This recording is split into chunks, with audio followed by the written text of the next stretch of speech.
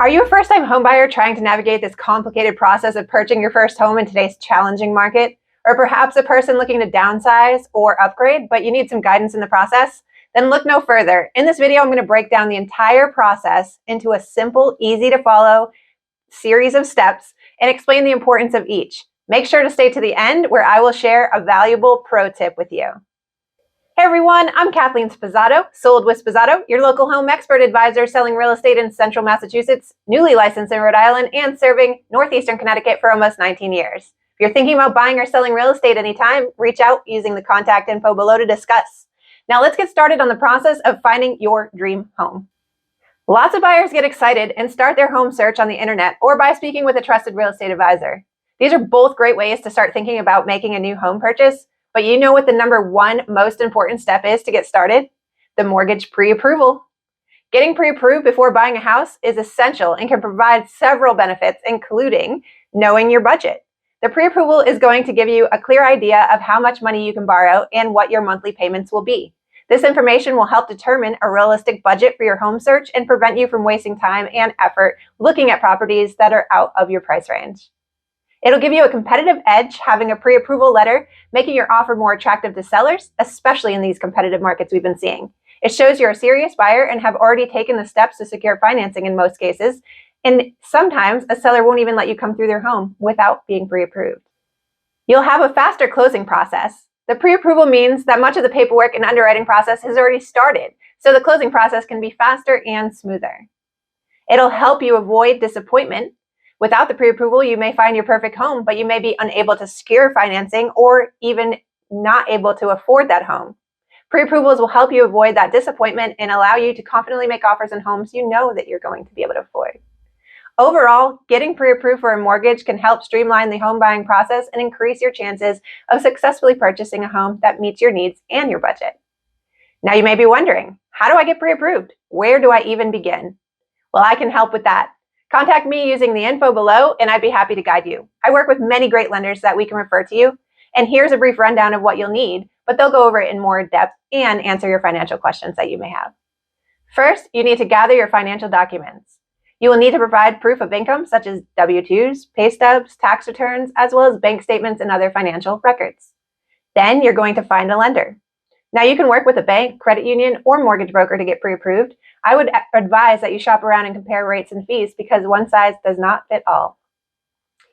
Next, you will fill out an application. The lender will ask you to complete an application that includes information about your income, assets, debts, and other financial information. After this application process, you're going to need to provide some documentation. You'll provide the lender with the financial documents you've gathered in step 1 that support your application. And lastly, you're going to wait for that approval. The lender will review your application and your documentation and either approve or deny you. If you're approved, you're going to receive a pre-approval letter outlining the terms of your pre-approval, how much you can borrow, the terms of the loan, etc., and your interest rate. This process can be as quick as 24 hours, but can also take up to a week, so it's best that you get started ASAP. You don't want to waste time and miss out. It's important to note that the pre-approval is not a guarantee or a final approval for a mortgage. Once you find a home and make an offer, the lender will need to complete a more thorough underwriting process before approving your final loan. Don't get too overwhelmed. The right professionals will make the process simple and streamlined for you, and they'll be able to go over all of the different types of loans available. To better help you ask questions and have a general understanding of each, here are some of the most popular loan types that we're seeing in the market today. Number 1, the conventional loans. These are mortgage loans that are not backed by the government. They're typically offered by banks and other financial institutions and may require a higher credit score and a larger down payment. It's not always the case though. I've seen some conventional loans with as little as 3% down in the past, but typically you're looking at more like 10 to 20% down. Next, FHA loans. These are loans backed by the Federal Housing Administration. They're designed to help low to moderate income borrowers and require a lower down payment and a lower credit score than conventional loans. Usually we see as little as 3.5% down on these loans. Next, we have the VA loan. These are loans backed by the Department of Veterans Affairs and are available to eligible veterans, active duty service members, and surviving spouses. They typically offer lower interest rates and no down payment requirement. It's important to know that all government loan types, such as the VA, FHA, and USDA loans, do have stricter guidelines in the appraisal process, so be aware of that when you're looking for the right property. You won't be able to buy a large fixer-upper with these types of loans. USDA loans are next. These are loans backed by the U.S. Department of Agriculture and available to low to moderate income borrowers in rural areas. They offer no down payment requirements and have lower interest rates than conventional loans. Most towns I service do qualify for these loan types, even though they're for quote-unquote rural areas. Reach out to me below and I would be happy to share the USDA approved town map with you. Next, we have jumbo loans. These are loans that exceed the limits set by Fannie Mae and Freddie Mac, which are the two government-sponsored enterprises that buy and sell most conventional loans. Jumbo loans typically have higher interest rates and stricter underwriting requirements than conventional loans. Most of these loans are fixed-rate mortgages. They're mortgages with a fixed interest rate for the life of the loan, usually for 15 or 30 years. Then we also see adjustable rate mortgages, also known as ARMs. They're mortgages with interest rates that can change periodically. They're typically offering a low one to start, but it's subject to fluctuate and increase in the future. There are several disadvantages to not getting pre-approved for a mortgage when you're looking for a home. For starters, a limited budget. Without the pre-approval, how do you know how much you can afford? You could be wasting your time looking at properties that are well out of your budget. You want to make sure that you get pre-approved so you know what price range to be looking in. You may experience missed opportunities when you find the perfect home and you're not able to offer on it right away. If you're not pre-approved, the sellers may choose to work with someone who's already pre-approved, and you may miss out on the opportunity to buy the home you want because they're not going to wait 7 days for you to get your stuff in line. Next, not being pre-approved can cause delays in the home buying process.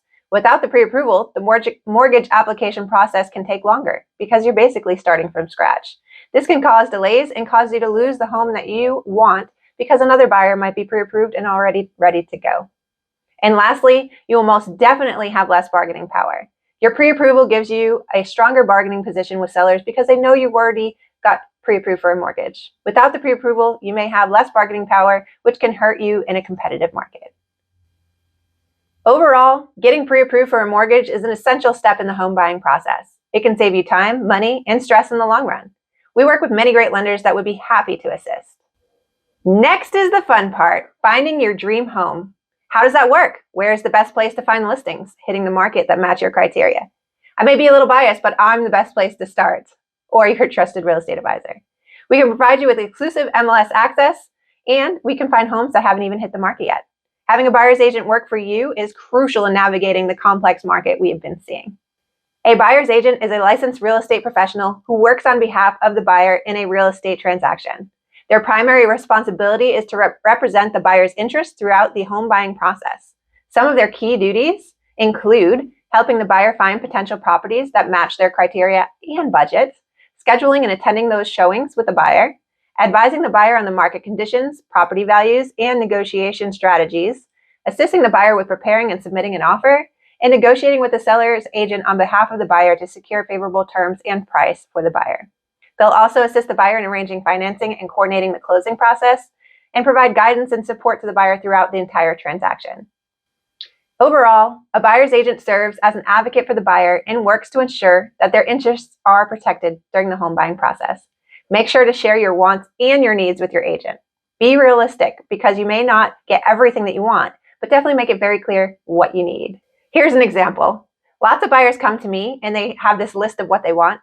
4 bedrooms, 2 bathrooms, updated kitchen and bath. They want a 2-car garage, all on an acre of land. Oh, and they want it for under $300,000 in a good school district. Well, guys, that is finding a needle in a haystack. It does not exist. Actually, everybody's looking for that, but it does not exist. You will most likely need to drop a few of those items off your list of needs, or up your budget to compensate for having all of that. It can't be both. If you're purchasing with someone, you need to sit down and align your wants and your needs together so you don't waste time looking at homes that you won't be able to purchase because one partner won't approve. This is also very common.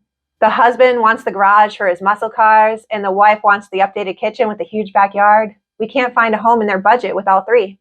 What gives?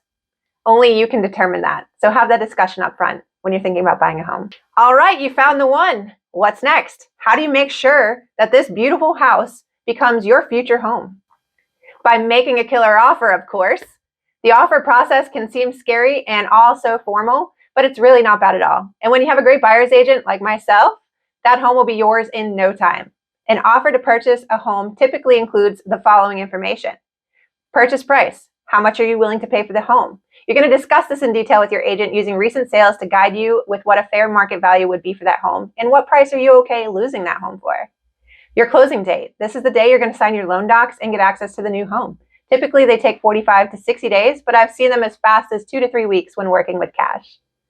You're going to determine your deposit amount on there. This is the amount of money the buyer is willing to deposit to show good faith and commitment towards the purchase. Important to note, even if you're doing 100% financing options, you're still going to need to put down deposits to take that home off the market and show the seller you're serious about buying. You can get those back or have them credited towards your closing costs at closing, but you cannot put a home under contract with no deposits given.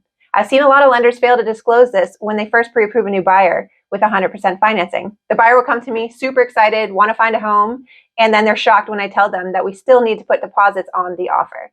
Sometimes their deposits are coming from retirement accounts, stock accounts, or even family members for gift funds. So we're going to need to know this in advance so we can be prepared at the time of the offer. The last thing we want to do is find your dream home, write up an offer, and then end up losing out because we can't perform on our end. Next, the financing terms. You're going to share this on the offer. They're going to be the details of your financing plan with purchase, including down payment and mortgage financing type.